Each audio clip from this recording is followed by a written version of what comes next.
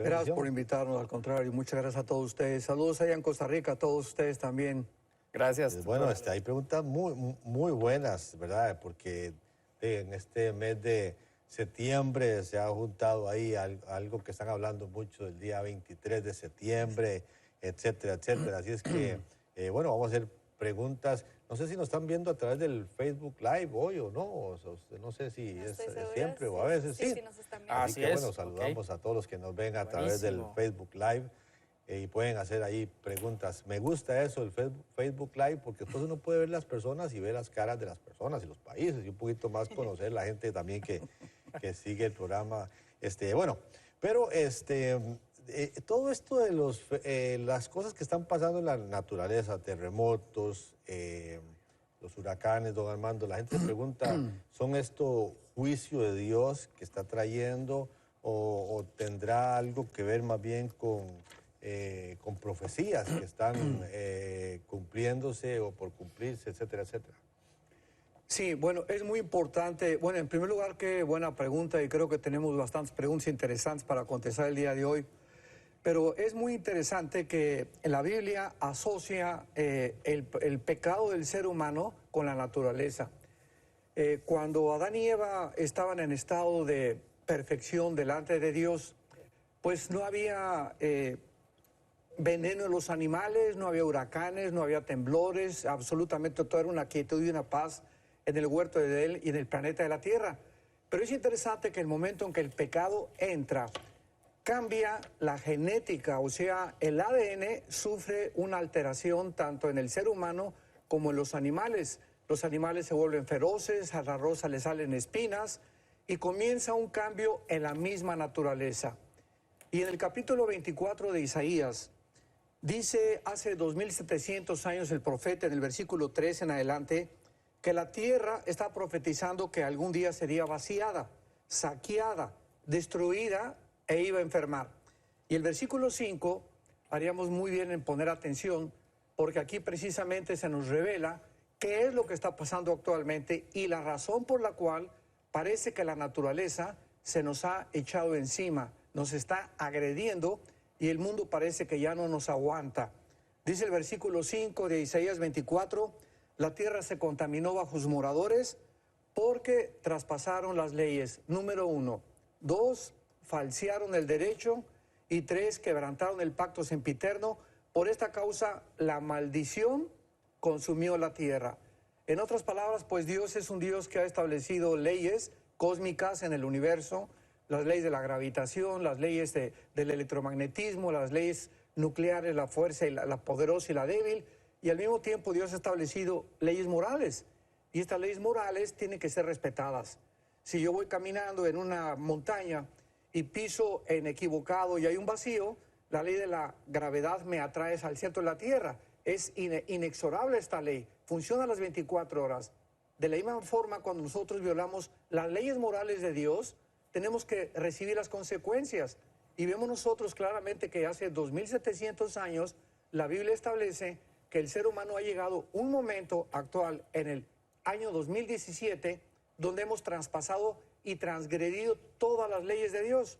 Y es interesante que al final se diga que hemos quebrantado el pacto sempiterno. ¿Saben ustedes cuál es el pacto sempiterno? El matrimonio. El matrimonio es el fundamento y la ley más grande que Dios ha establecido en el mundo. Es la ley que establece el fundamento de todas las sociedades. Y hemos llegado en los últimos años a transgredir esta ley donde estamos redefiniendo ya el matrimonio y nosotros ya diciendo que puede ser entre un hombre y una mujer y una mujer, y al grado de estar aún dándoles niños en adopción. Y esto simple significa que hemos llegado a una descomposición social tan grande, porque vuelvo a repetir, es el fundamento de la sociedad. Las sociedades están fundamentadas en matrimonio y en la familia es un papá, una mamá e hijos. Y cuando llegamos a este punto, pues no nos extrañe que el planeta se vuelva contra nosotros, porque la Biblia lo establece claramente. Violamos las leyes de Dios y la naturaleza se vuelve contra nosotros. Entonces no nos extrañe todo lo que está pasando alrededor. Pastor, ¿y cómo podríamos explicar, por ejemplo, que a través de todos los siglos de la humanidad siempre se ha quebrantado la ley o el pacto del matrimonio de alguna u otra forma, tal vez no de la forma como lo estamos viendo hoy en día, pero siempre ha habido personas en adulterio, violaciones, separaciones, abandono de los hogares. ¿Por qué ahora sí se refleja en el planeta y antes no? Claro, muy buena pregunta. Bueno, la respuesta es que siempre ha habido pecado, siempre ha habido temblores, siempre ha habido problemas de la naturaleza, pero nunca en toda la historia del ser humano se había institucionalizado los matrimonios gay. Entonces, ya en el momento en que las naciones, que son las que cubren, y Dios estableció los gobiernos para protegernos, ¿verdad?, guardarnos contra la agresión de otras naciones, o proteger a la nación y proteger a la familia, cuando los gobiernos comienzan ya a institucionalizar ya esta redefinición del matrimonio, es cuando nos damos cuenta que hemos llegado al final. O sea, vuelvo a repetir, esta es la razón por la cual siempre ha habido, pues el gobierno había protegido, pero ahora lo están haciendo legal, se está convirtiendo en algo normal, y Jesucristo habló claramente en eso. Dice Mateo 24:12, por haberse multiplicado la maldad, y no hay maldad más grande que lastimar la familia. Armando, entonces usted lo atribuye, digamos, más a, digamos, a juicio de Dios, lo que estamos viendo en los fenómenos atmosféricos tan violentos, lo atribuye más a eso que al cambio climático o que a las profecías, inclusive, o sea, todo lo que tiene que ver con los tiempos del fin, etcétera, etcétera. Claro. Bueno, hay que entender también que antes de la segunda venida de Jesucristo, Marcos 13, Lucas 21, Mateo 24, la Biblia dice claramente que habría catástrofes. Entonces, tenemos que esperar estas catástrofes. Jesucristo lo predijo.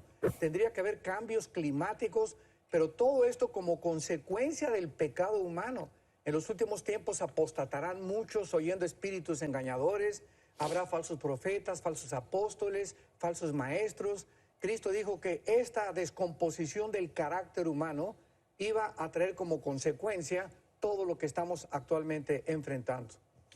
Una pregunta, porque que tenías algo. No, iba a pasar a la siguiente. Bueno, no, una pregunta nada más en cuanto a... quiero hacer esta pregunta porque tal vez la vamos a necesitar en algún momento del programa también. ¿Cómo se puede construir o cómo se evidencia la unidad en el cuerpo de Cristo el día de hoy? Creo que todas estas diferencias, digamos, hay gente que le ha oído a usted lo que acaba de... algo que es su posición, nada más en cuanto a los fenómenos atmosféricos, y usted da su respuesta. Eso a un sector o a unos cristianos, a otros cristianos, en cuanto a eso hay quizás 15, 18, 30, 50, 100 posiciones diferentes en cuanto a eso, y qué bárbaro, don Armando. Bueno, pero entonces, ¿cómo se puede construir o cómo se evidencia la unidad en el cuerpo de Cristo el día de hoy? Bueno, precisamente esta falta de amor que Jesucristo predijo que iba a azotar la humanidad, aumentaría la maldad. Dice en el libro de Efesios capítulo 4, versículo 5, siguiendo la verdad en amor. Crezcamos en todo aquel que es la cabeza, que es Cristo, de quien todo el cuerpo bien concertado y unido por las coyunturas, nos ayudamos mutuamente. ¿Qué ha pasado? ¿Por qué ese desmembramiento del cuerpo de Cristo? ¿Por qué tantas divisiones entre las mismas denominaciones? Cada pastor o cada líder espiritual ya está haciendo de su iglesia o de su denominación su propio imperio, cuando estamos trabajando todos para el reino de Cristo. Es la falta de amor. Y esta falta de amor precisamente es por tanta presión de la maldad a nuestro alrededor, que nos hace centrarnos en nosotros mismos, concentrarnos en nuestros propios intereses, en mi propia iglesia, en mi propia denominación, y se nos olvida que somos un cuerpo. Entonces, claramente, 1 Corintios 12 lo explica, que todos somos parte de un cuerpo y todos nos necesitamos. Uno es los bautistas, la oreja, tal vez, otros los presbiterianos, la nariz, pero todos formamos parte del cuerpo de Cristo. Y esto, ¿verdad?, también ha traído que el entristecimiento del Espíritu Santo. El Espíritu Santo está entristecido completamente por nosotros, porque vuelvo a repetir, cada quien está buscando su propio beneficio. Como decimos en mi tierra, cada quien le está echando agua a su propio pozo. Muy bien. Ok, dice aquí... Ay, perdón. Adelante, Roger. Perdón, Rebe. No, aquí, bueno, Paola Sáez dice, en Ezequiel y Apocalipsis 9:4 se habla de señal, sello de Dios en la frente. ¿Qué quiere decir? ¿A qué se refiere? ¿Y por qué en la frente? Muchísimas gracias, doctor Alducin. Sí, en el capítulo 8 y 9 de Ezequiel encontramos una profecía donde Dios va a juzgar a Jerusalén, pero principalmente va a juzgar a los líderes de Jerusalén, porque acordémonos que en primera de Pedro 4 dice la Biblia que el juicio antes de que Dios juzgue al mundo va a comenzar con nosotros. Tenemos que recordar esto. Vienen juicios tremendos sobre el mundo, pero estamos también en un tiempo de purificación de la iglesia.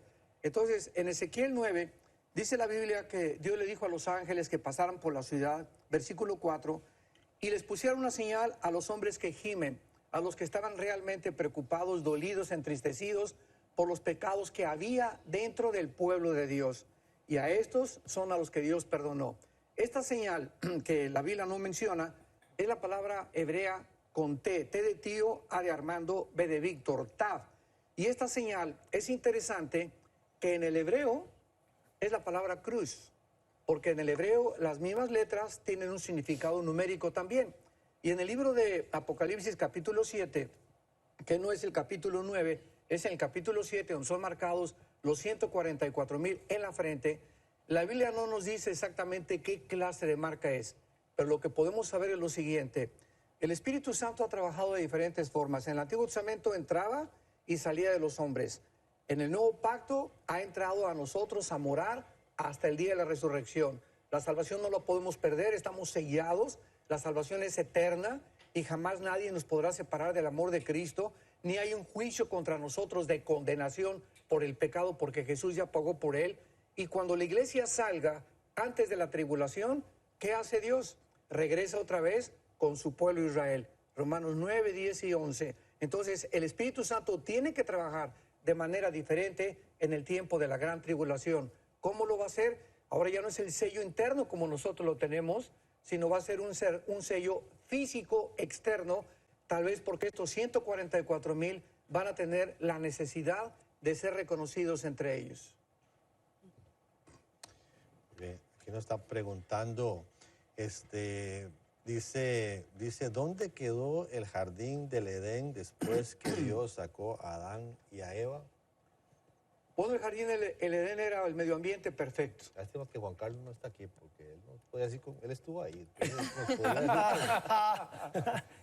decir. Bueno, sí, el jardín del Edén era un medio ambiente perfecto. Entonces, el momento que el hombre peca, un hombre imperfecto no podía vivir en un medio ambiente perfecto. Entonces, es lógico, ¿verdad?, que Dios los haya sacado del jardín del Edén y no tenemos ninguna revelación en la Biblia acerca de qué sucedió con el jardín del Edén. Lo único que sabemos es que se encontraba geográficamente en lo que ahora es la zona de Irak, en el Antiguo Testamento, Babilonia, la tierra de Sinal o la tierra de los caldeos, pero tal vez desapareció ese medio ambiente porque ahí no había pecado, no había moscos, no había lluvia, no había animales ponzoñosos, etcétera, etcétera. Entonces, lo más lógico, ¿verdad?, es que Dios lo haya simplemente desaparecido.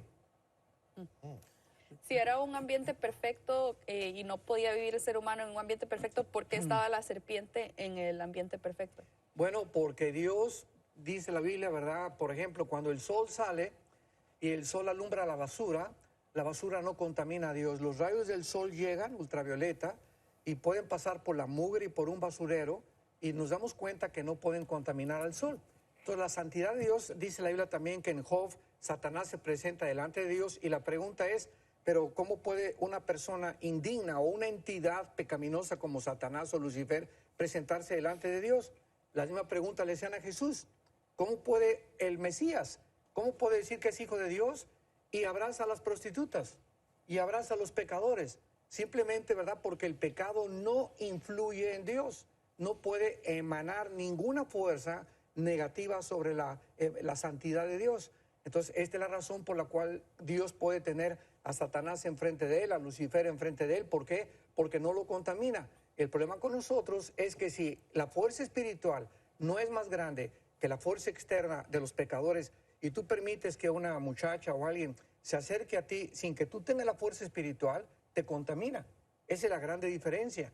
Entonces, esta es la razón por la cual Dios prohíbe que un cristiano se case con una no cristiana, porque en el momento en que ya lo hace, ya violó la ley de Dios, ya se está debilitando espiritualmente y el mal va a influir en esa persona más que el bien. Dice Janet, Wow, o sea, O sea, pero... Ok.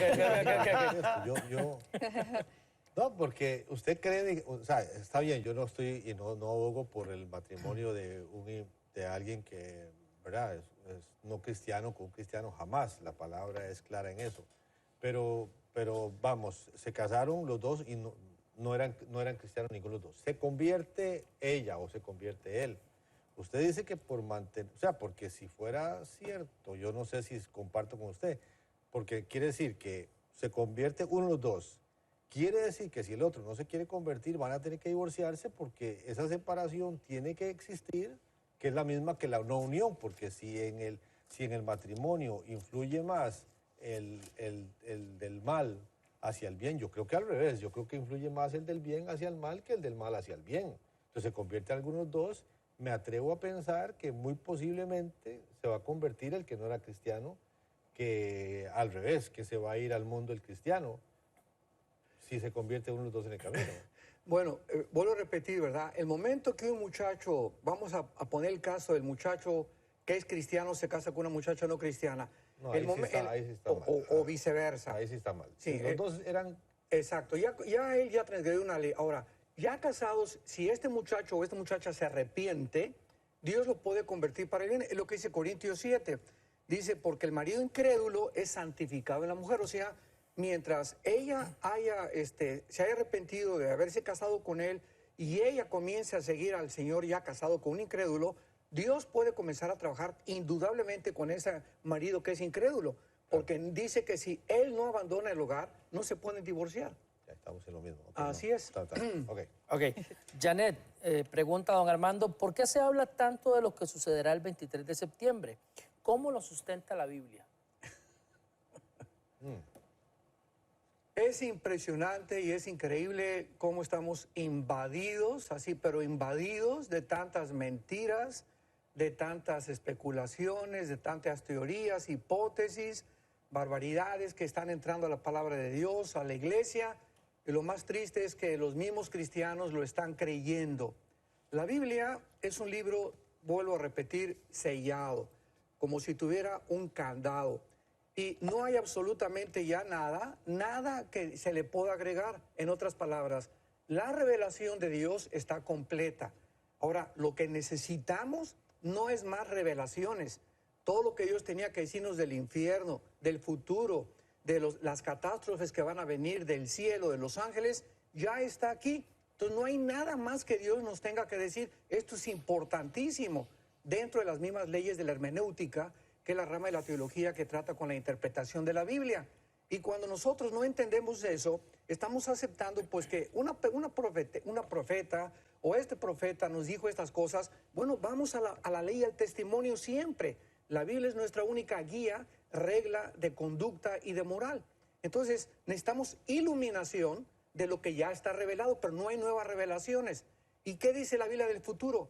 Que todas estas señales de los eclipses, la luna convirtiéndose en sangre, todas son señales antes de la tribulación y antes de la segunda venida de Jesucristo. Ahora bien, si nos encontramos en un punto donde estamos cerca del arrebatamiento de Cristo, el arrebatamiento es inminente. No hay absolutamente ninguna señal para que podamos saber que el rapto está a la puerta. Puede ser ahorita saliendo de este estudio, mañana, el año que entra, no hay día ni hora, nadie lo puede saber. Ahora, ¿por qué está manejando el 23 de septiembre? Porque la Biblia menciona 7 fiestas. Las 7 fiestas en Levítico 23 que Dios le dio a Israel. Y es interesante que estas fiestas no son de los judíos, son fiestas de Dios. Él está celebrando estas fiestas y se las está dando a su pueblo, o se las dio a su pueblo, para que ellos pudieran comenzar a discernir a través de las 7 fiestas su programa cronológico y descubrieran a Jesucristo. Porque Jesús se encuentra detrás de todo. Desde el capítulo 1 del Génesis hasta el Apocalipsis, Jesús es el espíritu de la profecía. Ahora bien, la primera fiesta fue la Pascua, la cumplió Cristo. Los panes sin levadura, los primeros frutos la cumplió Cristo. Y la cuarta fue, ¿verdad?, la muerte de Cristo en la cruz del Calvario con la venida del Espíritu Santo en Pentecostés. Estas 4 fiestas ya se cumplieron y todas tenían lugar en las primeras lluvias. que es marzo, abril más o menos, la primavera, el mes de Nisan. Faltan 3 fiestas. ¿Cuáles son? Rosh Hashanah, que es la palabra que encabeza el año nuevo de los judíos, y es la fiesta de las trompetas. La segunda es la expiación, que viene 40 días después de los últimos días de julio para entrar a septiembre, y faltan los tabernáculos, que vamos a celebrarla cuando Cristo venga. Ahora están todos relacionando de que las trompetas o Rosh Hashanah, como sucede entre el 20 y el 23 este año de septiembre, pues que va a suceder algo por la cuestión del eclipse y de los huracanes que están cayendo, pero la Biblia no nos menciona absolutamente nada. Y usar Apocalipsis 12 como lo están usando, de que apareció una gran señal, una mujer vestida del sol con la luna bajo sus pies, aquí lo dice claramente, era una señal para los judíos, por el amor de Dios, no para la iglesia. Aquí estamos hablando ya del tiempo de la tribulación, donde no está la iglesia. Y esta señal es la constitución o la institución del Estado de Israel en un día formado en 1948 como una señal a los judíos de que estamos acercándonos a la venida del Mesías. Y lo dice aquí claramente, ¿verdad? Que el dragón estuvo siempre dispuesto a impedir que naciera Israel, porque esta mujer de Apocalipsis 12 es Israel. Entonces están sacando de su contexto, usando textos sin que tengan que relacionarlos con el libro de Daniel y con el libro de Ezequiel. Usar un texto de Apocalipsis sin conocer Daniel y Ezequiel es caer en barbaridades y en herejías. Entonces es increíble que se esté usando Apocalipsis 12 para relacionarlo ahora con el fin de semana del 21 al 23 de septiembre. Entonces, ¿qué está pasando? El diablo está sembrando pánico en el pueblo de Dios. O sea, usted no está haciendo planes para el 23. Para nada, yo voy a seguir durmiendo como duermo mis 8 horas diarias. Tranquilo, ¿verdad? El Señor, mi pastor, nada nos faltará. No tenemos por qué estarnos estresados. Y si viene, pues ya estamos listos.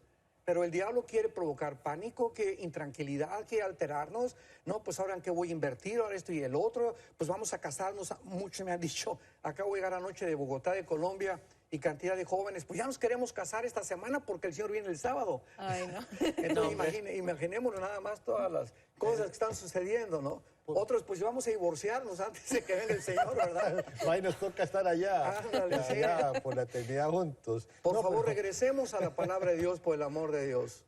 Una pregunta ya hacia usted, don Armando. En caso de que usted fielmente creyera y digamos que estamos 99% seguros de que usted la está pegando, si usted creyera que es el 23, si usted creyera que el fin del mundo es el 23, don Armando, ¿qué haría de aquí al 23? Hoy estamos, ¿qué? A 19. 19, sí. 19 de septiembre, faltan 4 días. ¿Qué haría don Armando si usted, digamos que usted, usted sabe que nos vamos y ¿qué haría? Bueno, voy a Hoy, repetir. mañana, pasado. Sí, voy a repetir las palabras del gran evangelista D.L. Moody a principios del siglo XX, que le hicieron la misma pregunta.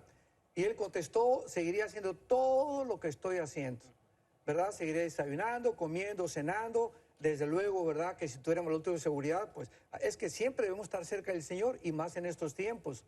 Pero yo sí lo digo con todo mi corazón, creo que es un tiempo, sea o no sea este fin de semana, ¿verdad? Y yo estoy seguro que no va a ser. Es tiempo de acercarnos más que nunca a Dios. Más que nunca. Examinar nuestros corazones y trabajar más, e invertir más en el reino de Dios. Sí, pero en lo práctico, don Armando, usted diría... En lo práctico, yo primero, bueno, me gustaría un último almuerzo con Jonás, porque nos pasamos discusiones muy bonitas y salí a almorzar otra vez. Ojalá esté yo en la agenda. No quiere verlo el último día. O sea, tal vez diga, con quien menos quiero almorzar. No, pero usted dice, no, es un almuercito con Jonás para discutir, ¿verdad? Discutir si será ahora, el sábado o no, me gustaría. Salir con mis hijos, llamar a mi mamá o llamar a mi papá, qué sé yo, cosas que a usted ya en lo personal, usted dice, wow, me quedan 4 días, me gustaría hacer esto, o no me quisiera ir sin esto. Hace algún tiempo estábamos en un retiro de jóvenes en México y estábamos lejos de la Ciudad de México, casi en la montaña. Estuvimos ahí casi una semana con un grupo de jóvenes hace muchos años y me hicieron una pregunta muy buena relacionada con la pregunta que tú me acabas de hacer. Y me preguntaban los jóvenes, ¿qué haríamos si estuviéramos acá apartados de la sociedad y a alguno de los jóvenes les diera rabia? por ejemplo, y que se comiera a manifestar y lo tendríamos que amarrar a un árbol, ¿lo mataríamos? ¿Evitaríamos que o lo veríamos ver sufrir? Y la respuesta que el Señor me dio en aquel tiempo fue la siguiente: creo que en el momento en el que sucedan las cosas, debemos estar seguros que Dios nos dará la sabiduría para saber qué hacer. Entonces muchas veces nos queremos adelantar. ¿Qué haríamos? La respuesta es no sé. Pero si fuera así, estoy seguro que Dios nos diría si debo ir a cenar contigo antes del trabajo. Pastor Carpo Karina le pregunta, ¿por qué no prospero? No sé. O sea, desgraciadamente, ¿verdad? No solamente hay que predicar. Una verdad en la Biblia llevada al extremo es una verdad inflada y se convierte pues en algo, ¿verdad?, que distorsiona completamente la palabra de Dios. Y claro que Dios quiere la prosperidad. Dice en Juan, yo quisiera que tú prosperaras en todo. Dios le dice a Josué, si tú meditas día y noche en este libro de la ley, serás prosperado en todo. Entonces hay que predicar también las condiciones de la prosperidad. Entonces esta persona que me está diciendo que no prospera, tendríamos que platicar 45 minutos, una hora, ve con tu pastor y cuéntale tu vida, ¿verdad? Si eres fiel con tus diezmos, si eres fiel con tu esposa, si eres fiel en tu trabajo, si eres una persona que pagas tus impuestos, etcétera, etcétera. Entonces hay muchas causales por las cuales no podríamos saber por qué no prosperas. Sí. Y también a través del Facebook Live están haciendo muchas preguntas, doctor Alducin. Aquí, por ejemplo, dice Juan Carlos Alvarado, cuando se habla sobre los imperios en la estatua de Nabucodonosor, ¿por qué no se menciona el imperio otomano? Bueno, el imperio otomano no es mencionado porque precisamente el cuarto imperio, tanto el capítulo 2, 7 y 8, es Roma, que simboliza las dos piernas que fueron la división del Imperio Romano en el año 325 después de Cristo en Constantinopla y Alejandría. Y de el Imperio Romano hace 2000 años hasta la Segunda Guerra Mundial, ¿verdad? No hay absolutamente ningún imperio. Los otomanos se levantaron por 400, 500 años, pero nunca se convirtieron en un imperio que pudiéramos caracterizarlo como un imperio como el romano, como el griego, como el medo-parso, como los babilonios o los de Irak, que es Babilonia, porque duró aproximadamente como 450, casi 500 años. En 1923, los ingleses, después de que pierden la guerra, ganan los alemanes, los ingleses derrocan completamente al Imperio Otomano y los ingleses comienzan a gobernar el Medio Oriente hasta 1948, que se declara la independencia del Estado de Israel. Ahora bien, muchos creen, ¿verdad?, y lo podemos tener en otra conversación, de que el anticristo definitivamente va a surgir de Siria, entre Siria e Irak, que el anticristo va a ser musulmán. ¿Cómo se puede compaginar esto con las evidencias que también parecen que va a ser judío? Bueno, aquí me llevaré ahorita 10, 15 minutos para explicar, pero simplemente el Imperio Otomano no aparece porque no está considerado en la Biblia como un imperio que jamás, en estos 500 años, no persiguió a Israel porque Israel estaba fuera de su tierra.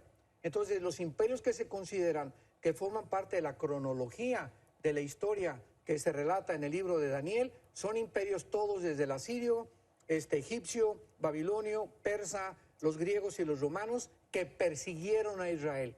Y los que no han sido tomados en cuenta, porque en este periodo Israel no existía como nación. Ahorita con todos estos huracanes y eventos así, puede uno orar y ordenarle a un huracán que se mueva, puede uno ordenarle a un ángel que actúe, como Jesús lo hizo en la tormenta, que yo sé que no le habló a los ángeles, le habló a la tormenta. ¿Tenemos ese tipo de autoridad o no?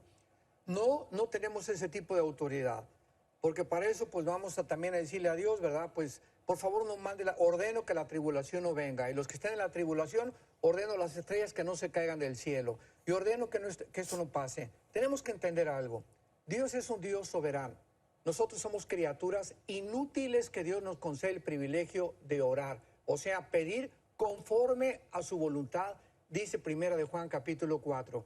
Si pedimos alguna cosa conforme a su voluntad, Él nos oye y tenemos las peticiones que hayamos hecho. Ahora, ¿cómo sabemos que no es la voluntad de Dios, o que si es la voluntad de Dios, comenzar a castigar naciones y comenzar a usar la presión como Dios lo usó con Babilonia contra los judíos? Leamos simplemente Daniel capítulo 1. Dios manda a Nabucodonosor por órdenes de Dios poder destruir Jerusalén, porque había detrás de esta orden un instrumento que era Nabucodonosor para castigar a su pueblo. El faraón de Egipto. Imagínense ustedes, vamos a orar para que el faraón de Egipto no nos persiga o para que nos deje de perseguir. Era la voluntad de Dios endurecer al faraón porque lo estaba usando como un instrumento. O José hubiera orado también, pues yo te pido que mis hermanos no me toquen, pero los hermanos lo venden, los hermanos lo entregan a una caravana, Josué es metido en la cárcel, Josué sufre durante casi 4 o 5 años porque era la voluntad de Dios detrás de la maldad que se escondía de muchas acciones. Entonces cuando decimos nosotros, huracán te reprendo y te ordeno, etcétera, etcétera, espérame un momentito, ¿cómo tú sabes que no es la voluntad de Dios? Más bien, Señor, Padre nuestro que estás en los cielos, hágase tu voluntad. Te pedimos que nos guardes, que nos protejas, que en medio de esta situación podamos discernir tu voluntad, pero no tenemos esa autoridad, no somos dioses. Y cuando Jesús le habla que podemos hablarle a una montaña que se mueva y que sea echada al mar, ¿a qué se está refiriendo entonces? Bueno, yo podría desafiar a cualquier persona y que le dijera a esa montaña y que alguien me dijera, fue exactamente y le hablé y se movió la montaña. Jesús está usando aquí un lenguaje figurado. En otras palabras, hablarle a nuestros problemas. Si fuera el problema como el tamaño de una montaña, decirle, ¿verdad? En el nombre de Jesucristo, te ordeno, ¿verdad? Que tú no puedes tocarme. Pero si un huracán viene hacia mí, ese es un problema para mí, ¿no? No es problema porque si te mueres es ganancia. Okay. O sea. Pero ahorita va para Puerto Rico, ¿verdad? María se acerca, creo que mañana por la tarde. Para los que hoy en la están, noche y mañana en la noche. Sí, se acerca a Puerto Rico. ¿Cuál debe ser la oración del cristiano que está en Puerto Rico o los que estamos fuera de Puerto Rico, con muchos amigos en Puerto Rico? ¿Cuál sería su oración? Bien. Si usted está en Puerto Rico. Exactamente. Es un poco más válida esta pregunta. Si yo me pongo ahorita y les enviamos un mensaje a todos nuestros hermanos puertorriqueños, si yo estuviera ahorita en Puerto Rico o cualquier huracán amenazara, aquí en Dallas hay muchos tornados, me juntaría con mi casa y le pedíamos, Señor, guárdanos de todo mal. No reprender el huracán, porque el huracán tiene un propósito detrás de la soberanía de Dios. Padre, guárdanos si es tu voluntad. Ahora, si quieres que ya con este huracán vayamos a casa, hágase tu voluntad. Entonces, pedirle a Dios, ¿verdad, Señor? Si es tu voluntad, guárdanos, protégenos. Y si no es tu voluntad, Señor, y quieres que nos vayamos con este huracán, pues para nosotros el morir es Cristo. Ahora, podemos y ganancia. pedir cualquier cosa en el nombre, ¿verdad? En el nombre del Señor. O sea, cualquier cosa podemos pedir. Entonces, no podría yo pedir que se debilite, que haga un chanfle para la izquierda o para la derecha, ¿verdad? Qué sé yo, ¿verdad? No podríamos. ¿Usted no cree que el cristiano pueda? Y también, ¿cuántas veces por la misericordia de Dios? Yo no sé si yo comparto con usted que es juicio de Dios, ¿verdad? O sea, porque casi que le escucho y está usted diciendo, estos son, al ser consecuencia del pecado, es juicio de Dios lo que está viniendo. Definitivamente. Porque yo no sé, yo comparto en absoluto lo que usted está diciendo, pero respeto mucho. Y es importante también saber esto, que aun cuando hablamos que son juicios de Dios, no significa que todos los que mueran estén juzgados por Dios. Tenemos que recordar que muchos inocentes y muchos cristianos, muchas veces, a través del juicio, ¿verdad? Nosotros tenemos que sufrir las consecuencias, sin que necesariamente sea directamente contra nosotros. Un terremoto, por ejemplo, ¿verdad? En Sodoma y Gomorra y en el diluvio, ¿quiénes eran los que Dios salvó? Los que eran los justos.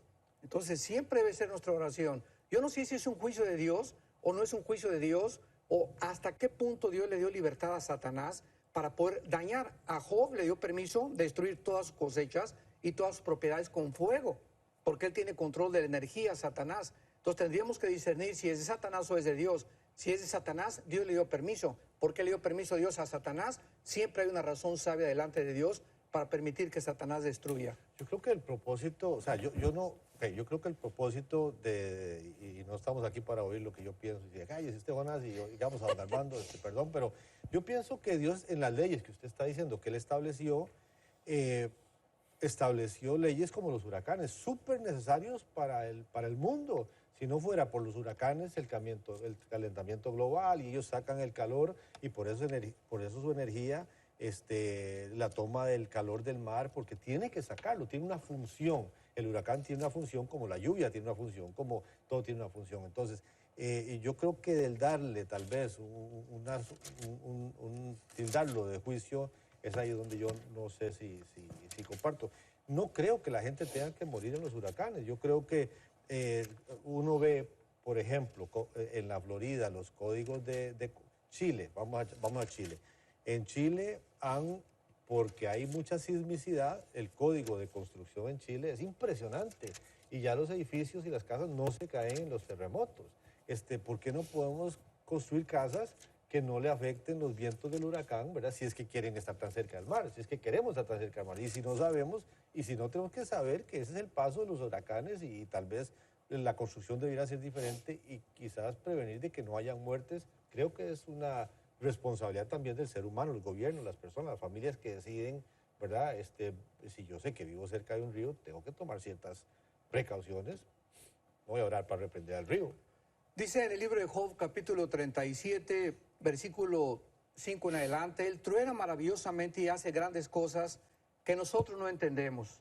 A la nieve le dice, desciende a la tierra, a la llovizna y a los aguaceros torrenciales, y hace retirarse a todo hombre para que los hombres todos reconozcan su obra. Y comienzan las bestias a esconderse, del sur vienen los torbellinos, los tornados, por el soplo de Dios el hielo. O sea, en conclusión, no hay nada que suceda en el universo que Dios no esté al control. Tomemos las torres de Nueva York en el año 2001, el 11 de septiembre.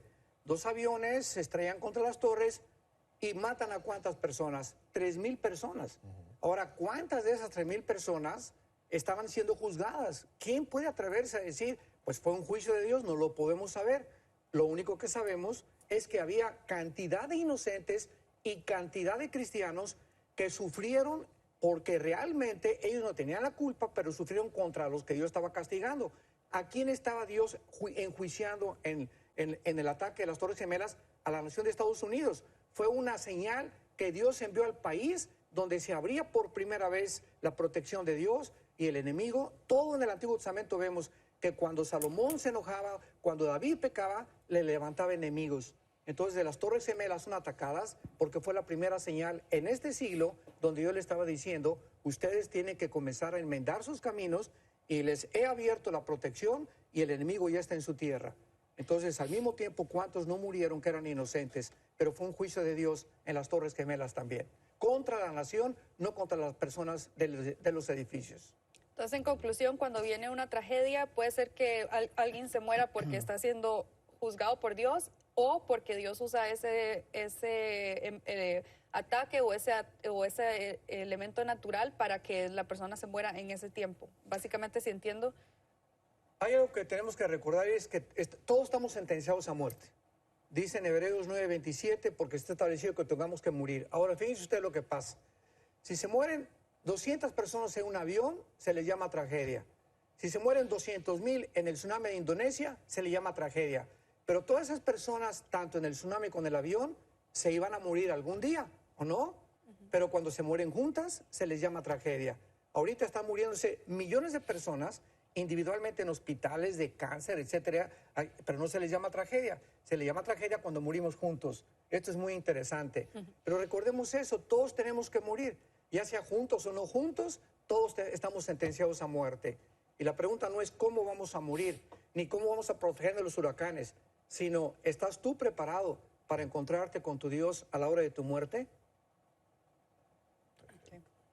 Pero no aprovechamos el momento más bien, y hay preguntas muy interesantes que siguen, pero ¿por qué no aprovechamos la oportunidad para que personas que no han entregado su vida a Cristo puedan hacer esa decisión ahorita? Claro, si tú estás mirando en este momento este programa, yo te invito a que consideres que todas las cosas que están sucediendo alrededor del mundo, estamos en un mundo que no funciona, un mundo que está condenado a la destrucción y esperamos cielos y nueva tierra según las promesas de Dios. Es un tiempo en el que tú debes de considerar ya seriamente tu estado enfrente de un Dios que puedes enfrentarte como tu Salvador o como tu juez. ¿Por qué no le dices a Dios, aprovechando este momento, estas palabras con todo tu corazón? Dios, te pido perdón por mis pecados. Me arrepiento con toda mi vida de todo mi pasado. Sé que no tengo el poder yo de cambiar. Por eso vengo a tu cruz, creyendo que con la sangre preciosa de tu Hijo, tú tienes el poder de lavarme, de santificarme, de perdonarme y darme una seguridad eterna del perdón de mi vida. Señor Jesucristo, creo que a los 3 días resucitaste a los muertos y como creo que vives, en este instante te pido que entres a mi corazón como mi Señor y mi Salvador. Dame el poder de vivir para ti y la corta vida que nos queda, saber que no importa la forma como tú me llames a casa, te pertenezco, porque nada ni nadie, jamás, nunca me podrá separar de tu amor. En el nombre de Jesús, amén. Si hiciste esta oración, al pie de tu pantalla una dirección electrónica a la cual puedes ingresar. Ahí hay algunas herramientas que te pueden servir en este momento tan importante y tan especial que has tomado esta decisión. Y bueno, y siguen las preguntas a través del Facebook Live. Dice GQ Karen, a través del Facebook, ¿por qué antes Dios hablaba con el hombre y ahora tenemos que sentirlo de distintas formas? Ya no como antes escuchar su voz. ¿Doctor Armando? Dice Hebreos 1, versículo 1. Dios, habiendo hablado muchas veces y de muchas formas, a través de los profetas, a través de sueños, visiones, bajo el antiguo pacto, ahora, bajo el nuevo pacto en el cual nos encontramos, nos ha hablado por su Hijo, a quien constituyó heredero de todo y por quien asimismo hizo el universo, el cual siendo el resplandor de su gloria y la misma imagen de su sustancia, y habiendo hecho y continuado y sustentado las cosas a su alrededor del universo, ahora nos ha dado la seguridad de nuestros pecados. Entonces, Dios ha hablado de diferentes formas, pero en el Antiguo Testamento Cristo no había bajado. Por eso dicen Juan 1:18 que la ley fue bajo Moisés y la gracia bajo Jesucristo. Esto no significa que no ha habido gracia en el Antiguo Testamento, simplemente que ahora hay la gracia porque ahora los pecados no son cubiertos. Nuestros pecados ahora son perdonados completamente. Antes de Cristo eran cubiertos nada más. Entonces, la gracia de Dios se manifiesta con la muerte de Cristo y ahora Dios nos deja que podamos, a través de su palabra, que no estaba completa en el Antiguo Testamento, tener una relación en espíritu y en verdad. Y recordemos que el justo vive por la fe, no por la vista. Ahora los cristianos están, ¿verdad? Pues si yo no veo un milagro, no me voy a convertir. Espérame un tantito. La conversión no es por ver milagros, la conversión es por el oír. Primera de Pedro 1:23. El oír es por la palabra y por la palabra de Dios, siendo renacidos por la semilla incorruptible.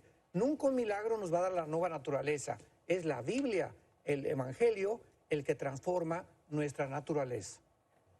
Karin de Hernández nos dice, Pastor Armando Alducin, quiero que me explique el hablar en lenguas. Este tema sigue siendo un misterio para mí. Quiero entender este tema. ¿Es vigente el hablar en lenguas? Disculpen mi ignorancia. No quiero pecar por desconocer la verdad. Muy buena pregunta, y la Biblia dice en 1 Corintios capítulo 12 claramente, ¿verdad?, que Dios tuvo que regular los dones espirituales en esta iglesia de Corinto, que es y fue la peor de todas las iglesias del Nuevo Testamento. Era una iglesia de personas carnales que abusaban de todas las cosas que Dios les había dado, y Pablo vio la necesidad de escribirles y decirles que Dios opera de diferentes formas. Versículo 7, a uno les da la manifestación del Espíritu para provecho, a otro, hacia Carlos, a Juan, a Lupita, a diferentes personas, a otro el hacer milagros, a otro discernimiento de espíritus. Versículo 11, pero todas estas cosas las hace uno y el mismo Espíritu, repartiendo a cada uno en particular como Él quiere. Entonces, los dones espirituales pertenecen a la soberanía de Dios. Yo no escogí ser predicador. Por ejemplo, yo los primeros 13 años de mi vida cristiana fui misionero en la sierra. Estuve con los indígenas allá entre la sierra de Oaxaca y de Guerrero, durmiendo en el suelo, tapándome con periódicos, y yo creí que Dios me llamaba como misionero. Y más tarde después descubrí, ¿verdad?, que Dios quería que compartiera el evangelio públicamente. Entonces, uno no escoge los dones. Creemos en los dones espirituales. Si tú tienes el don de lenguas, pues gloria a Dios. Yo nunca he hablado en lenguas. Dios a mí no me dio ese don.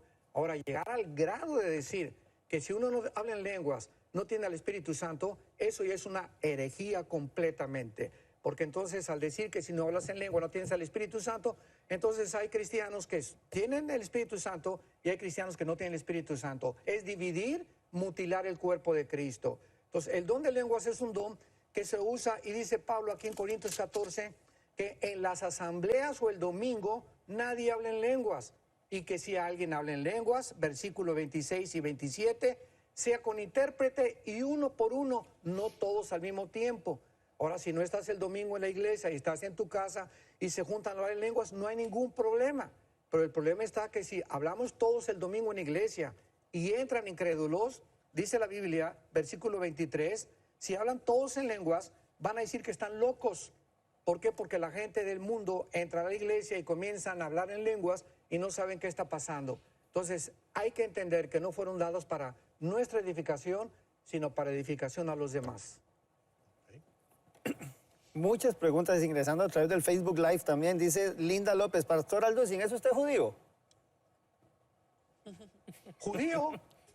Bueno, dice en Romanos capítulo 2 que no es judío el que desciende étnicamente de Israel, sino el que ha sido circuncidado en el corazón. Y cuando decimos, si eres judío, la pregunta es, ¿qué significa la palabra judío? ¿Qué significa hebreo y qué significa israelita? Muchas veces porque creen que yo traigo la estrella de David, creen que soy judío. Bueno, somos judíos en el sentido que la palabra judío viene de Yehudín, que significa alabanza. Entonces dicen Juan 4 que todo aquel que adora a Dios en espíritu y en verdad, ese verdaderamente es adorador. Entonces realmente en un sentido, todos los cristianos somos adoradores porque adoramos a Dios en espíritu y en verdad. Hebreo es el que cruzó el río Jordán, y israelita es el que nació étnicamente en la tierra de Israel. Así que muchas veces cuando el cristiano trae el menorá o se lo cuelga aquí, no significa que seamos étnicamente judíos, sino simplemente que estamos unidos con ese pueblo que Dios escogió, del cual nació la iglesia, porque Cristo fue judío, los apóstoles fueron judíos, el primer año de la iglesia primitiva eran judíos, y por eso nosotros nos identificamos, porque Dios no ha terminado con Israel, y en Israel vamos a reinar con Él eternamente. Denis aquí nos pregunta, veo a algunos cristianos evangélicos con una cruz representativa en su cuello. ¿Es conveniente que un cristiano cargue con ello? Digo, no hay ningún problema que traiga la cruz mientras no traiga a Cristo, porque ya tenemos que recordar que la cruz está vacía. Entonces, si alguien quiere traer una cruz, yo no le veo ningún problema. Problema que la cruz no la traiga en su corazón. Sí, bueno. ¿A qué se refiere específicamente eso de no traer la cruz en el corazón, digamos? Que no sea cristiano, o sea, la cruz, ¿verdad? Vivimos una vida crucificada todos los días. Entonces, ¿de qué te sirve traer la cruz si realmente no has muerto con Cristo internamente? Claro. Sí. Por aquí hay otra pregunta. ¿Por ahí tiene alguna pregunta en Costa Sí, Rica? por aquí tenemos otra, dice Julio. Doctor Armando, cuando uno muere y en caso de ir al cielo, uno mismo junto a su familia terrenal, ¿conservaremos ese vínculo como de esposa, hijo, hermano? Y dice, ¿y qué edad tendremos? Bueno, es una pregunta difícil porque tampoco la podemos contestar. Sabemos que en Isaías 65 dice que en el milenio vamos a continuar reproduciéndonos y que ya no darán a luz para maldición. Y claro que a veces usan Mateo 22, no, es que Cristo dijo que en la resurrección seríamos como los ángeles, y tenemos que recordar algo. Si no entendemos escatológicamente la cronología del programa de Dios, son en estos errores en los que caemos. Entonces, aparentemente, cuando encontramos dos contradicciones, por un lado que nos vamos a reproducir, y por otro lado que Cristo dice que en la resurrección seremos como los ángeles, que no se casan ni se dan en casamiento, ¿para cuándo dijo Jesucristo esto? Ahorita estamos en la gracia, viene la gran tribulación, y en el reino milenial nos vamos a seguir reproduciendo. Rebequita va a seguir teniendo bebés, pero ya no va a tener dolor con sus bebés, y después del milenio seremos como los ángeles en la eternidad. Pero en el milenio nos vamos a ir reproduciendo.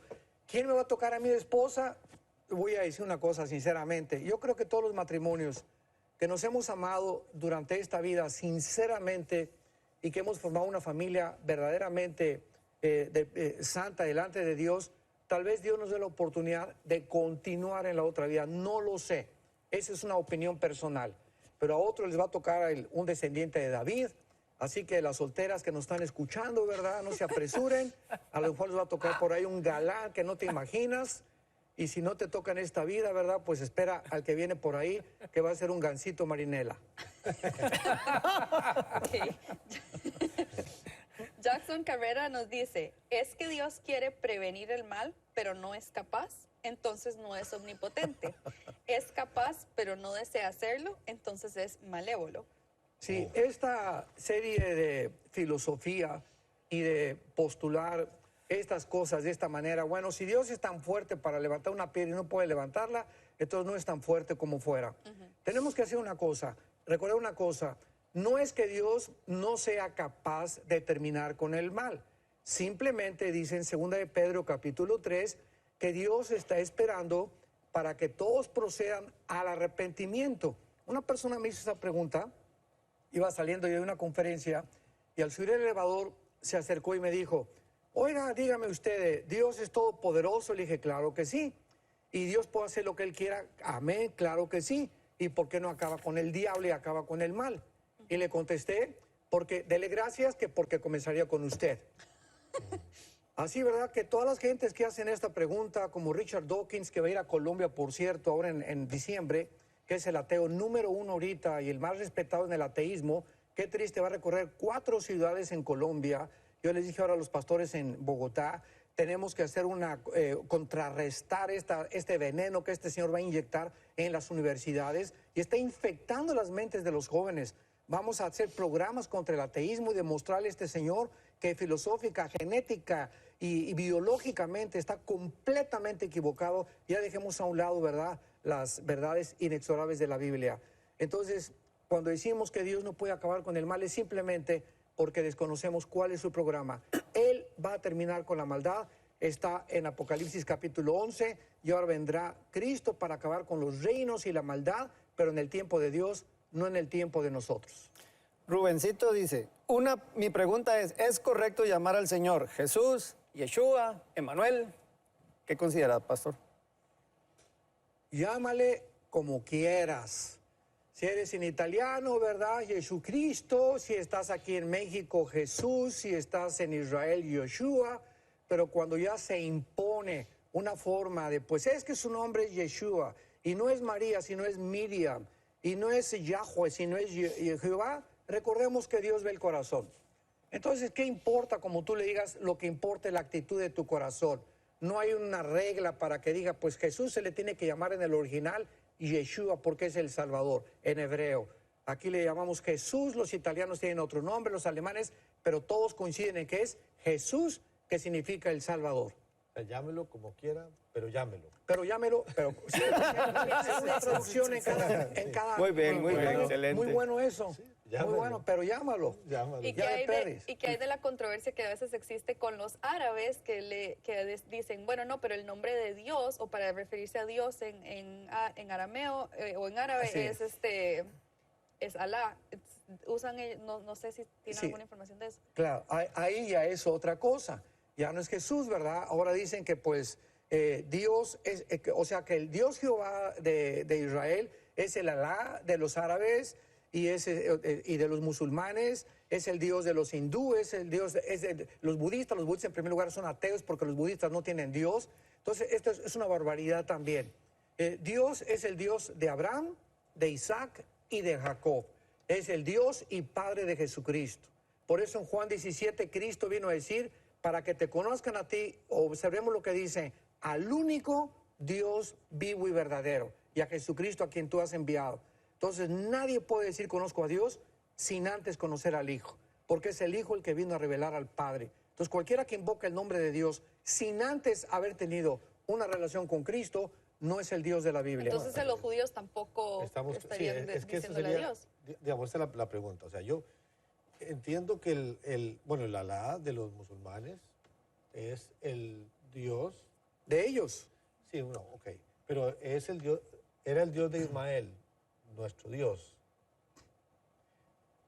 Bueno, es que los musulmanes dicen... Porque yo puedo creer en el Dios de Abraham y negar al Jesucristo del Dios de Abraham. Yo puedo. No se puede. No, digamos, yo puedo creer Sí, claro. Los judíos lo hicieron, ¿no? hacen. Los judíos creen en el nuestro Dios, pero no creen en nuestro Mesías.